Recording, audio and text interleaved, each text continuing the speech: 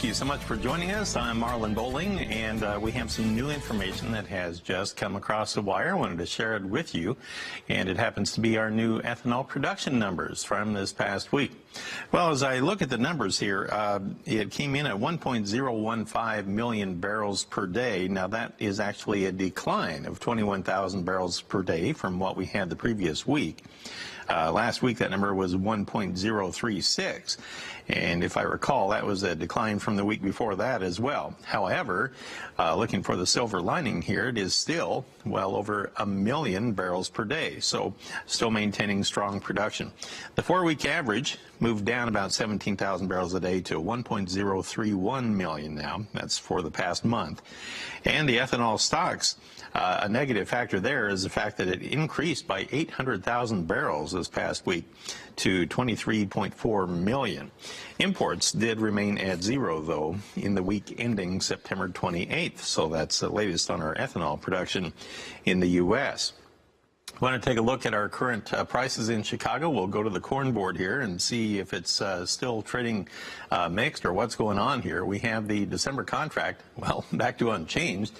Doesn't get any flatter than that. We're at 367.5 right now. March unchanged at 379.5. The far out deferred's fractionally weaker. In the soybean market right now, you have your November contract down 3 1/4 at 862 3/4. January down 3 1/4. In the wheat market in Chicago December, we're now trading 1.5 pennies higher at 520 3/4. That's 6 cents, 6.5 cents off our earlier low this morning. But we're still about 7 cents away from our earlier high. If you look at Kansas City wheat, you have that December contract a couple of pennies higher now at 524.5. And if you look at Minneapolis wheat, we have December currently trading 2 3/4 higher at 594 1/4. Got within 1.25 pennies of hitting $6 earlier today and last night, but backed away from it. Scott Gecas joins us now. He's with Longleaf Trading, and he's there at the trading floor in Chicago. Well, Scott, good morning. I guess, an indecisive action here in the grain market so far today. Yeah, it's been pretty quiet here in the grain market as far as the open. There's with the digestion of all the reports and the bearish reports that came out last week, the big sharp rally for the last few days is just due to basically just short covering. So you had the funds that had record net short positions. So you're just seeing those short contracts come off. Open interest is declining a little bit here and there. The biggest thing that I've seen today, looking at the data coming out, it was the soybean, the October ending stocks estimate. They're really estimating them right now as around 1 billion. Now, that's significant. The highest on record was 574 before. So that's almost double of the highest on record. So that's a very significant dynamic in going forward. We're going to see how the exports come into play. If they don't show up, you're going to see a collapse in the market. Okay, and don't forget, a week from tomorrow, we get USDA's October crop production and supply and demand report already, not that far away, so getting within a week and a day of that.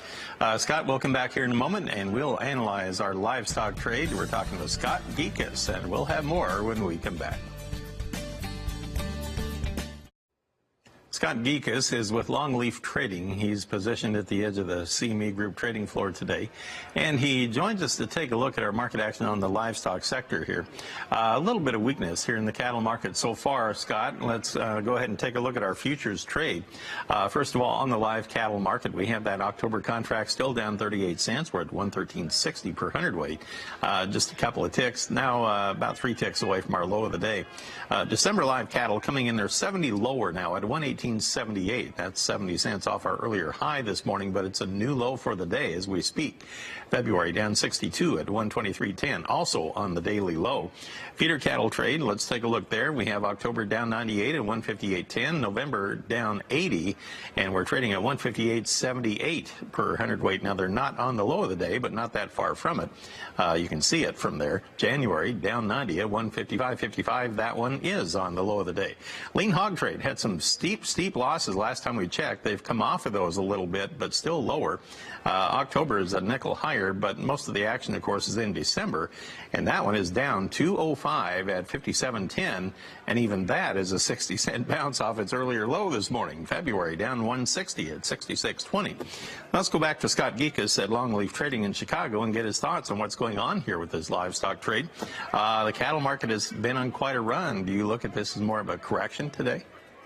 Yeah, with a little bit of a pullback here, I mean, that just supports all the fundamental news. So, the cattle is running into huge supplies. Fourth quarter productions are at record levels. This is the time where weights usually drop off. Production usually pulls back a little bit, where it's the opposite. Weights are staying the same, if not a little bit increased. Production at all-time highs, but this little pullback, I mean, it is expected. We're going to see how far it really has to go. The cattle market has been held up just with the stiff premium to cash with the December futures. The cash traded around 111 yesterday or so, and that was about $8 below where the December futures are. So what that is, we're just going to keep in mind with all the fundamental news, we're just going to see how far it really has to fall. The other end of the sword, though, is all the positive economic news out of the states. So it continues to have stronger economy, stronger economic news. More people are working. It's expected that more people are going to be there, that some big supply concern is going to be offset by this stronger demand, but we have to really see how that's really going to play out. On the livestock summary yesterday, I wanted to point out we really didn't have enough cash cattle trade to speak of to establish a good market trend, although we had a few that sold around 111 to 112 out in the plains yesterday. But you take a look at the hog trade, and on the live hogs yesterday, nationwide, we were 58 cents higher on a live basis, and on plant-delivered hogs on a carcass basis, they were 53 cents higher, so all across the board, a firmer cash hog trade, and then the futures go in the tank today. So interesting movement there. Scott, thanks for all the analysis today. Appreciate it. We'll talk to you again soon. Thank you. Scott Gecas, he's with Longleaf Trading in Chicago. Interesting.